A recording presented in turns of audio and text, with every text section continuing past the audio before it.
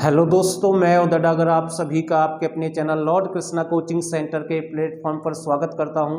दोस्तों, आज का जो टॉपिक है हरियाणा का प्राचीन जो भी है, यानी कि हरियाणा का प्राचीन हरियाणा, या फिर मैं कह सकता हूं प्राचीन हरियाणा से संबंधित जो भी मेन क्वेश्चन बनते हैं, कल्चर से जुड़े हुए हैं या फिर रीति रिवाज से जुड़े हुए हैं, जो भी चले आ रहे हैं प्राचीन समय के अनुसार, वो सारे क्वेश्चन मैं यहाँ से आपके लिए कंप्लीट कराऊंगा भाई। ठीक है, तो इस सेशन के साथ आप सभी बने रहें और अच्छे क्वेश्चन आपको देखने को मिलेंगे। कोई टॉपिक नहीं है, कहीं से भी कोई क्वेश्चन आपका बन सकता है, तो आपको नोट करना है साथ के साथ। एक क्वेश्चन आता है भाई कन फटे, क्वेश्चन आता है कन फटे साधुओं के लिए, कन फटे साधुओं के लिए, कनफटे साधुओं के लिए कौन सा प्रसिद्ध स्थल है भाई? कनफटे साधुओं के लिए, ठीक है ना, ध्यान रखना, कनफटे साधुओं के लिए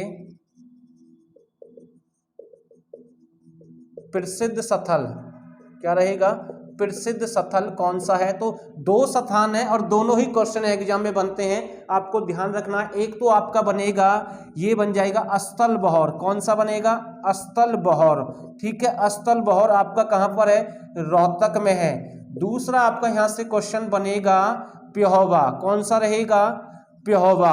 तो ये प्योहवा आपका कहां पर है? कुरुक्षेत्र में है। तो अब मैं आपको यहाँ पर समझाना चाहता हूँ, यहाँ पर स्थल बहौर जो आपका रोहतक में है, यहाँ पर कनफटे साधु सबसे अधिक रहते हैं और यहाँ पर इनका मेला लगता है भाई। ठीक है, दूसरा बनेगा प्योहवा से भी कनफटे साधुओं का संबंध है। जैसा बिल्कुल ये क्वेश्चन है ऐसा ही आपका ये क्वेश्चन है, तो आपको ध्यान रखना है। ऐसे ही क्वेश्चन आता है धरोहर, धरोहर प्राचीन धरोहर संग्रहालय, प्राचीन धरोहर संग्रहालय आपका कहां पर है? तो ये आपका रहेगा कुरुक्षेत्र में। कहां पर है? कुरुक्षेत्र में। ऐसी क्वेश्चन आएगा आंचलिक, क्या रहेगा? आंचलिक प्राचीन संग्रहालय, आंचलिक प्राचीन संग्रहालय हरियाणा में कहां पर है? तो ये आपका कहां पर है? हिसार में है। और स्थान रहेगा झाज कोठी। कौन सा रहेगा? झाज कोठी स्थान रहेगा। तो ये आपको ध्यान रखना है। दो क्वेश्चन आपके यहां से ये बन जाएंगे। अगला क्वेश्चन आपके लिए जो बनेगा, हरियाणा आने वाला सबसे पहले विदेशी यात्री कौन था भाई? ठीक है ना, हरियाणा आने वाला पहला विदेशी यात्री, हरियाणा आने वाला पहला विदेशी यात्री कौन था? मैगस्थनीज। कौन था? मैगस्थनीज, मैगस्थनीज था। ठीक है, और ये यूनानी यात्री था। कौन था? यूनानी यात्री था। तो ये क्वेश्चन भी आपका यहां से बन जाएगा। और कब की बात है? 302 से 298 में आया था ईस्वी में। ठीक है ना, 302 से 298। अब ये उल्टा चलता था उस समय। तो अब मैं आपको समझाने की कोशिश करता हूं। आप कहेंगे सर ये उल्टा क्यों है? तो जब से ईसा मसीह का जन्म हुआ था उसके समय से लेकर सीधा चलते हैं, और उससे मतलब उसके समय जन्म से पहले जो ईसा मसीह थे, जब उसका जन्म हुआ, उसके जन्म के बाद का जो समय है वो आगे चल रहे हैं, और उससे पहले जो समय था वो उल्टा चलते थे भाई। ठीक है, तो ये आपको ध्यान रखना है। यहां से आपका ये क्वेश्चन बन जाएगा। अगला क्वेश्चन आता है हरियाणा जनपद गणराज्य के रूप में कब प्रसिद्ध था? हरियाणा जनपद और गणराज्य के रूप में कब प्रसिद्ध था? तो ध्यान रखना, 6वीं शताब्दी में। कौन सी? 6वीं शताब्दी में काफी प्रसिद्ध था। तो ये क्वेश्चन आपका यहां से बन जाएगा। और एक क्वेश्चन आता है, तो पहले मैं इसको रफ कर रहा हूं भाई। ठीक है, आप इसका स्क्रीनशॉट ले, साथ के साथ है मैं रफ कर रहा हूं, आगे बढ़ता हूं, फिर मैं इस टॉपिक को आगे बढ़ाता हूं भाई। ठीक है, हर्षवर्धन से काफी प्रश्न पूछता है, तो प्राचीन समय के अनुसार तो देख लेते हैं कौन कौन से क्वेश्चन हर्षवर्धन से बन सकते हैं आपके। तो कौन कौन से क्वेश्चन बनेंगे तो नोट कर लेते हैं। हर्षवर्धन का संबंध कहां से है? थानेश्वर से है। हर्षवर्धन का संबंध कहां से है? थानेश्वर से है। और हर्षवर्धन ने अपनी 2 राजधानी बनाई थी। ठीक है ना, एक तो उसकी राजधानी थी कन्नौज, ठीक है, दूसरी थी थानेसर। दूसरी कौन सी थी? थानेसर। और हर्षवर्धन का यहां से क्वेश्चन बनता है, पूछ लेता है हर्षवर्धन का कार्यकाल हरियाणा में कौन सी शताब्दी में था? तो ध्यान रखना 7वीं शताब्दी। कौन सी रहेगी? 7वीं शताब्दी रहेगी। तो ये क्वेश्चन आपका यहां से बनता है, एक अच्छा है। और हर्षवर्धन थानेसर का एक मकबरा, ठीक है ना, तो वो तो अलग क्वेश्चन है भाई, छोड़ देते हैं हम। ठीक है ना, इससे संबंधित नहीं है। अगला क्वेश्चन है योध्या गणराज्य में हरियाणा का नाम क्या था? ठीक है ना, योध्या जो गणराज्य था, योध्या गणराज्य के अनुसार हरियाणा को किस नाम से जानते थे? बहुधान्य। क्या कहते थे? बहुधान्य। उसे बहुधान्य के नाम से जानते थे। और योद्धों ने कब राज किया? चौथी शताब्दी में, चौथी शताब्दी में। ठीक है, तो ये आपको ध्यान रखना है। जैसे 7वीं में आपका थानेसर रहेगा और 8वीं शताब्दी पूछ ले तो गुज्जर प्रतिहार किसका काल था? गुज्जर प्रतिहार का 8वीं शताब्दी में था। ठीक है, तो ये क्वेश्चन आपके यहाँ से बन सकते हैं। अगर मैं इसको रफ कर रहा हूँ भाई, ठीक है, इसमें ज्यादा क्वेश्चन नहीं है, केवल जो इंपॉर्टेंट है वही देखेंगे। हरियाणा मौर्य के अधीन कब था? तो क्वेश्चन यहां से बनता है हरियाणा मौर्यों के अधीन, हरियाणा मौर्यों के अधीन कब था भाई? ठीक है, यानी कि कौन सी शताब्दी? 324 से 232। ठीक है, ध्यान रखना, 324 से 232 ईसा पूर्व जो भी है, तो मौर्यों के अधीन था। तो ये क्वेश्चन आपका यहां से बन जाएगा। अगला, मौर्य गणराज्य की संस्थापक कौन थे? मौर्य गणराज्य, ठीक है ना, मौर्य गणराज्य का संस्थापक कौन था? चंद्रगुप्त मौर्य। कौन था? चंद्रगुप्त मौर्य, चंद्रगुप्त मौर्य। तो ये क्वेश्चन भी आपका यहां से बन जाएगा। ठीक है, आगे देखते हैं। बाकी मैंने करवा दिया था भाई, पूछ लेता है कि भाई कौन कौन सी वस्तुएं कहां से मिली है प्राचीन समय की, वो हमने आपको सिंधु घाटी सभ्यता स्थल में पूरी जानकारी दी है।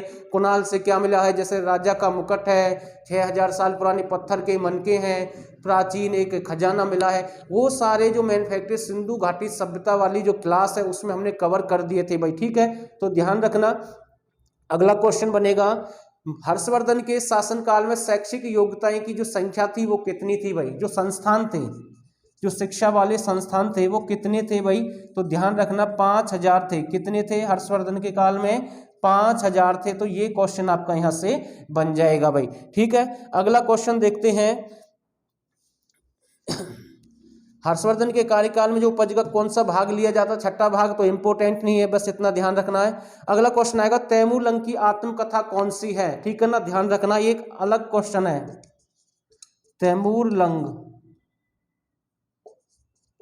की आत्मकथा कौन सी है? तो ध्यान रखना, मुल्फुजात ए तुमरी, मुल्फुजात ए तुमरी। ये अजीब नाम है लेकिन एक बार क्वेश्चन आया भैया एग्जाम में।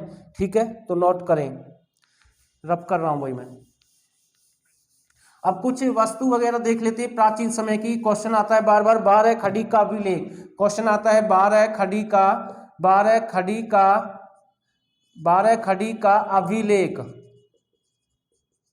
12 खड़ी का अभिलेख कहां से मिला है?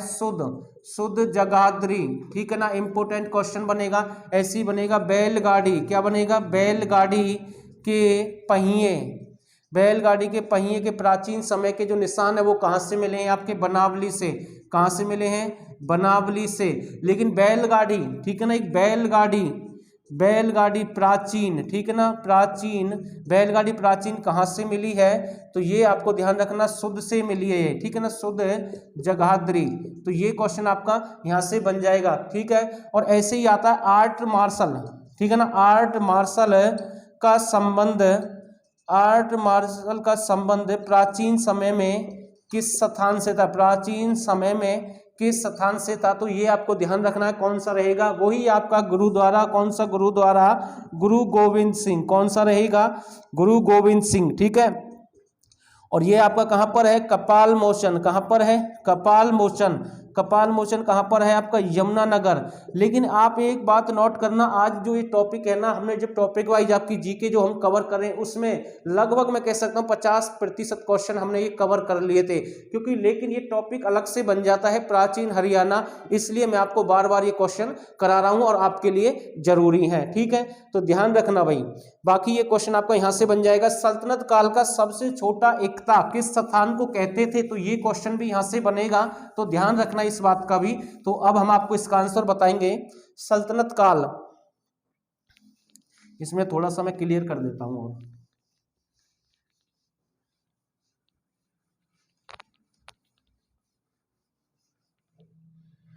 सल्तनत काल का सबसे छोटा एकता कौन सा स्थान था? तो ध्यान रखना आपका रहेगा पलवल। कौन सा रहेगा? पलवल। और इसमें ना 30 से 40 गांव रहते थे। कितने गांव थे? कुल आपके 30 से 40 गांव थे। ये सल्तनत काल का सबसे छोटा इक्ता बोलते हैं इसको, ठीक है। बड़ा पूछ ले, सल्तनत काल का बड़ा, सल्तनत काल का बड़ा इक्ता, ठीक है। तो ये आपको ध्यान रखना, बड़ा है आपका दिल्ली। कौन सा रहेगा? दिल्ली। तो ये क्वेश्चन दोनों एग्जाम में आते हैं। आगे पूछ लेता कई बार, स्वर्ग की धरती, स्वर्ग की धरती प्राचीन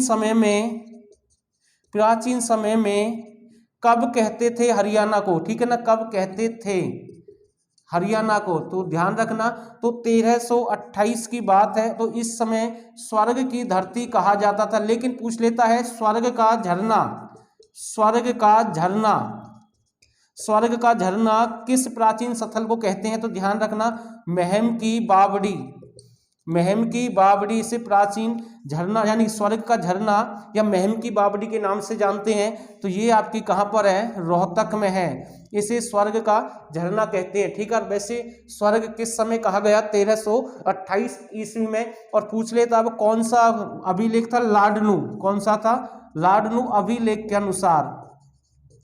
तो नोट करना भाई, ये मेन फैक्ट आपके यहां से बन जाएंगे, ठीक है। स्क्रीनशॉट ले भाई साथ के साथ, मैं रब कर रहा हूं भाई, ठीक है। क्वेश्चन आता है महमूद गजनवी ने थानेसर पर कब आक्रमण किया? तो अच्छा क्वेश्चन है, प्राचीन समय के अनुसार महमूद गजनवी ने थानेसर पर कब आक्रमण किया? तो ध्यान रखना, महमूद गजनवी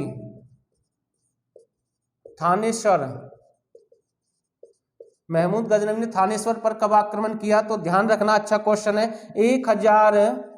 1009-10 ईस्वी। लेकिन कई बुक में आपको ना ये 1009 और 1014 मिलेगा। अगर 9-10 एक साथ आएंगे, अगर ये नहीं आए तो फिर 1014 ईस्वी आएगा।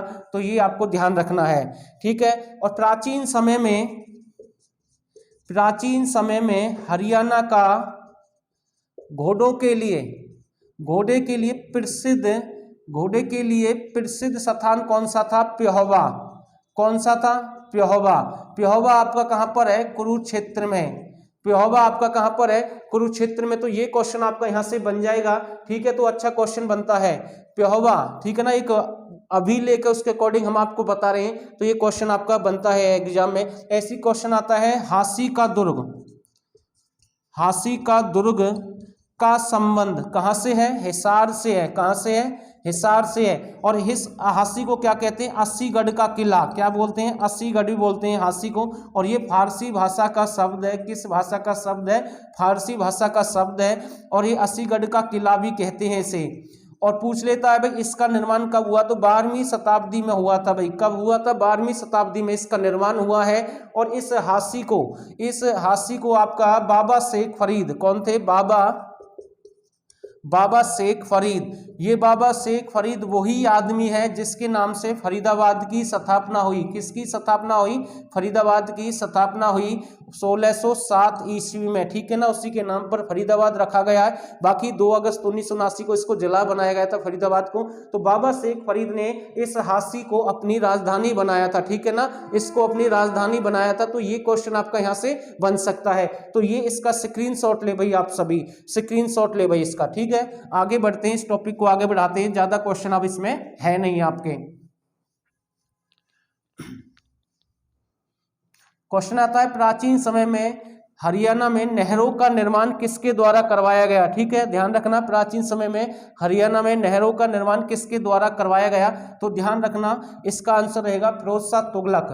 नहरों का निर्माण किसके द्वारा करवाया गया? फिरोज शाह तुगलक, फिरोज शाह तुगलक, ठीक है। तो ये यहां से क्वेश्चन बन जाएगा।